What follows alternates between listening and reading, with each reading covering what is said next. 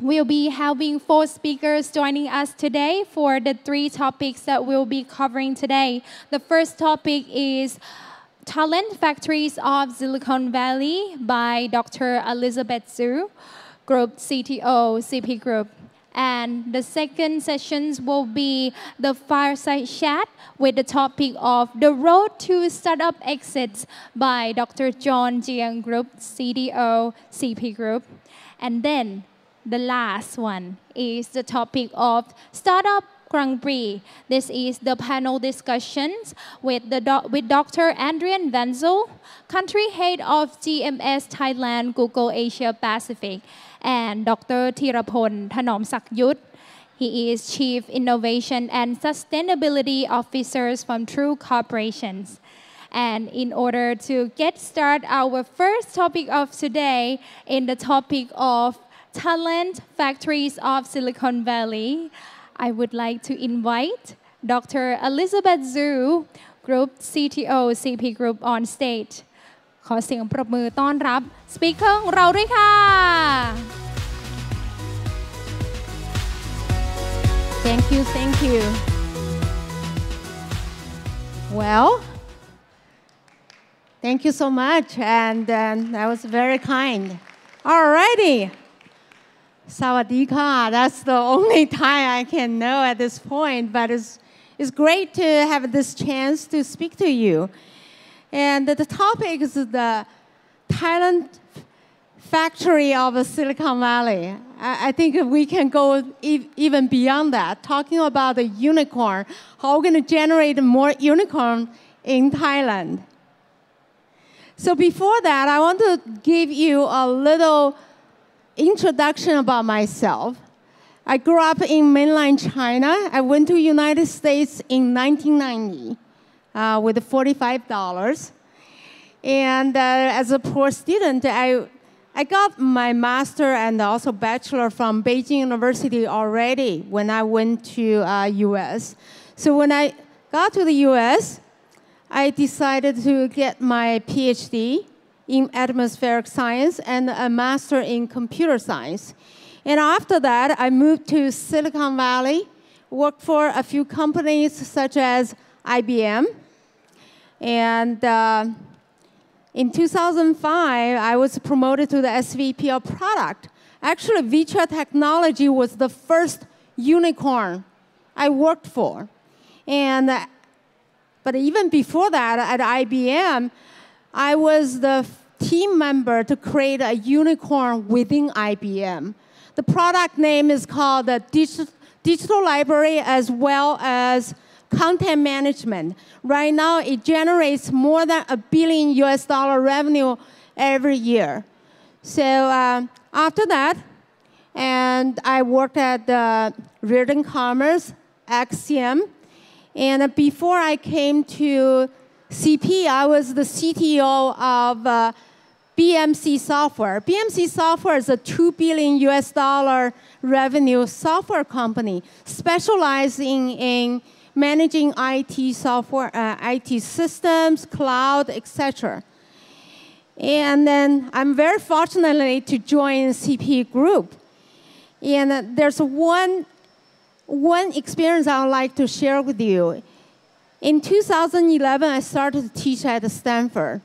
It was a great experience because you get a chance to work with the best talent in the world, as well as the brilliant faculties. And I got a chance to have this kind of a crazy collective and a collaboration with those brilliant students. And it gave me a chance to really invest in some of the companies. It's really awesome. And one of the picture I want to share with you is the unicorn picture. On the very top is Vitra Technology. That's the company I worked for. And we, after 2.5 years, the company went public for $6.8 billion. And we were the top 10 hottest company before Google even formed. And it's very interesting. And You can see that over the last 20-some years, I've experienced many unicorns. Some of them I used their product. Some of them I was part of the advisory team. And some of them, of course, I worked there and really drive the whole overall engineering organization. So I'd like to share this formula with you. I call it Silicon Valley Unicorn Production Formula.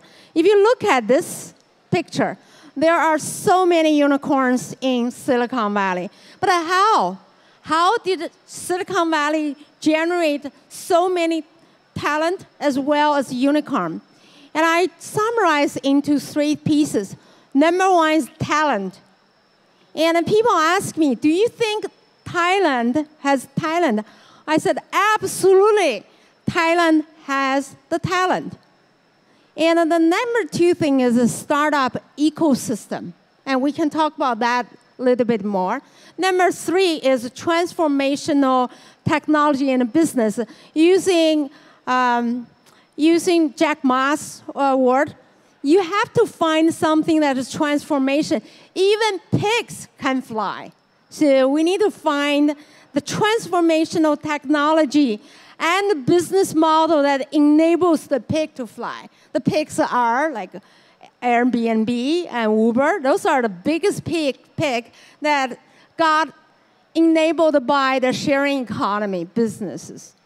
So this is the formula. I think we can replicate that, using that formula to generate many unicorns in Thailand. Are you all ready for the unicorn? Do you want to be the unicorn? Yes, that's great. So I want to share with you a little bit of experience at Stanford. So I started teaching at Stanford, and also I got very lucky to participate in the Stanford Entrepreneurship Network. I'd like to share a little bit about that, because if you look at Stanford, they definitely had talent. But about 10 years ago or 15 years ago, they said, well, we got talent, but we do not have a full ecosystem. So, and then they started to have several things. For example, StarX. StarX is a student fund as well as an incubator. MediX is really a medical-related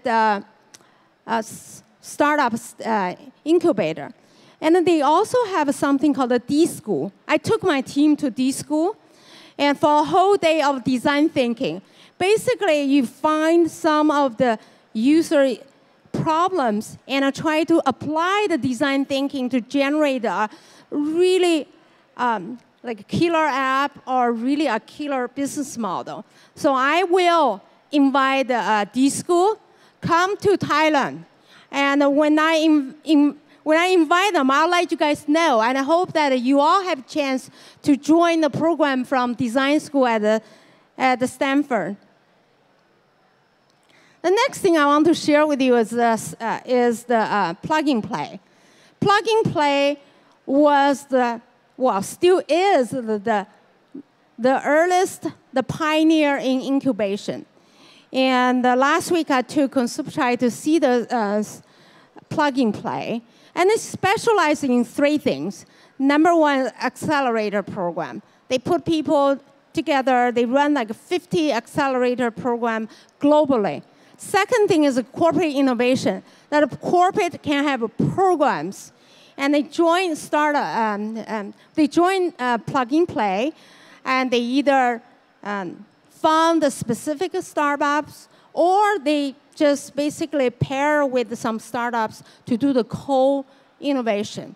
And then thirdly, those corporations will have a chance to buy those startups. So this is a really good one. Of course, they bring over hundreds of venture capital to invest different stage of the startups.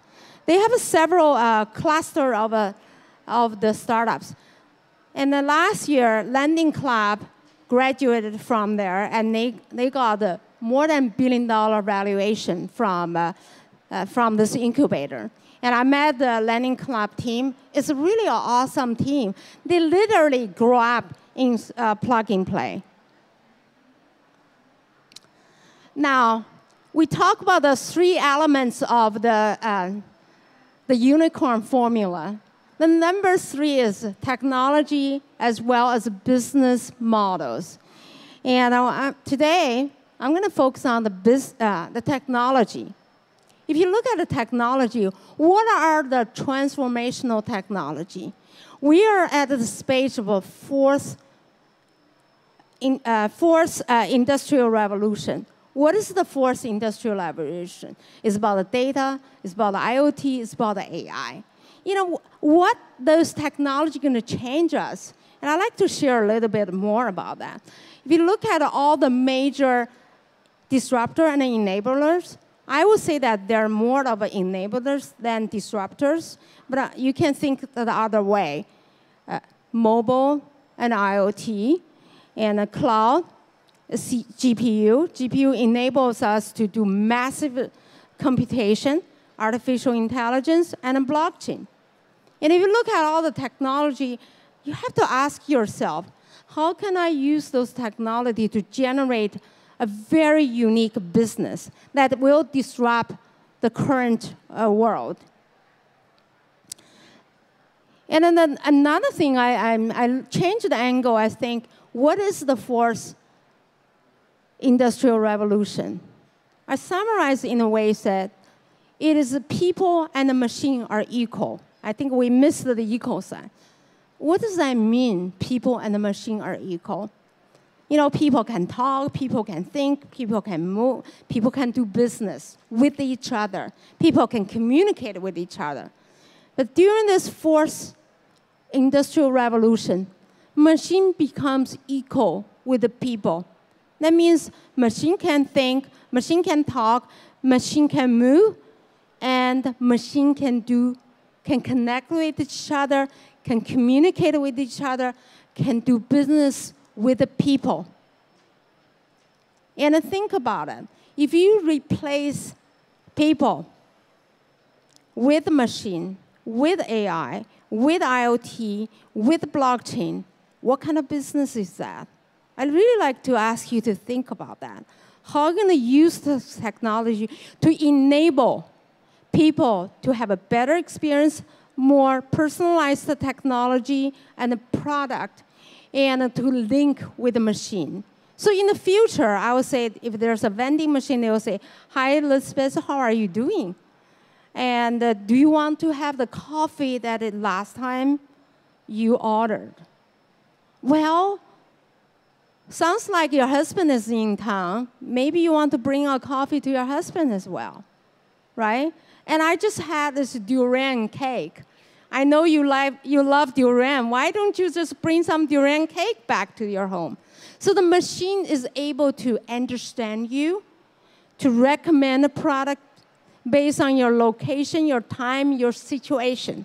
So the machine will know you so well. They can do business with you. They can provide you with a dynamic pricing, and based on your situation, your the happiness or whatever, it gives you a different kind of offer. So that is the future. The future is going to be very, very different from today. And then this is a huge opportunity for all of us. So what is machine going to do? First of all, it's going to free our hands. You know, I walk into my house, I will just say, "Alexa, turn on my light." Or "Alexa, turn on my gym light." And the light will be turning on, right? And my machine waters my yard and doing all sorts of things. I can, through my phone, I can order my stove to cook food for me. So that's part of a free your hand. You don't have to type in anything. The second thing is free your body. I have to tell you a story. In 2013, when I went to Tesla, pick up my Tesla Model S, the CFO gave me a personalized tour. He went to a high stage and said, "You know what, we want to save energy." And I turned off most of the light. I think he just didn't want me to see his robot very clearly. But however, the robots can operate in the dark, and a robot can put a lot of things together. And most of the labor work, you really don't need to do much. That's 2013. Now it's 2018. You see the robot can deliver drugs, can deliver food, can deliver anything to people. So that's the second part, free your body. The third part is free your mind. What does that mean? If you want to travel to USA, the machine will tell you what will be at the hotel or the home you should stay, what kind of an event, such as a concert, some amusement park you should attend. They will order everything, prepare everything for you. What you need to do is to make a decision. Just tell the machine that I need to have option 1, 2, 3, option A, option B. The machine will provide you with such options. So this is the world going to be in the future, in the next few years. The good news is you don't have to do much, and the machine frees you. On the other side, a majority of jobs are going to be replaced. And that's bad news. A lot of people are asking me, will I have the same job in the next 5 years? I said, this is the wrong question, because you do not want to do the same job in the next 5 years. And we need to think, what are we going to do differently? And what kind of a market we're going to create? I'll give you a little bit of history perspective. 70 years ago, there were so many coal miners. And they dig coal, they get really dirty, and they have to get a canary to test whether there's some poisonous gas in that coal chamber. But nowadays, there are very, very few of them. But 70 years ago, there was no Disneyland. But now, look at how many people are working in the Disneyland. There are more people working in Disneyland today than the coal miners. So fast forward 5 years later, there are going to be so many different jobs. Could be your job is going to be a person that work with individuals to get people to the moon, to visit the moon. You never know. 5 years, 10 years, life is going to be very different. So the question here is, what business are you going to create? Do you think that we have the full ecosystem like Stanford is doing? Do you think that you have the mentor? Do you think that you understand the technology? Can you create a very unique business that the business model is so good that the pig can fly? Can you do that? Are you ready for that? So that's the question to all of you. Remember my 3 formulas to produce a unicorn? Talent. Think about yourself as a talent. To the women entrepreneurs, have the confidence that you are the unicorn producer and you can treat yourself as a true talent as well as hire the best talent. The second thing is to find your ecosystem. We're going to have our True Digital Park. That True Digital Park is going to produce a massive, full ecosystem. Number 3 is to find a mentor and to work with you to create an absolutely transformational business model that utilizes the latest technology. And that's what I'm going to, work with you for the rest of the year or then, the next few years. If you truly have some burning desire to create an outstanding business, think in that 3 ways. Do you have an outstanding team? Did you plug into a full ecosystem, or are you going to join the full ecosystem like TruePark? The third one is, do you have a transformational business model, and are you using the transformational technology? Actually, I believe you will if you truly wanted to be successful, to be a unicorn. So to all the future unicorns, and the True Telecom and the True Digital Park will be there for you. And good luck with your endeavor. And thank you for listening. ขอเสียงประมือดังๆนะคะให้กับดร. Elizabeth Zhu ด้วยค่ะ Thank you Dr. Elizabeth Zhu Group CTO CP Group and that was the first topic of today of the talent factories of Silicon Valley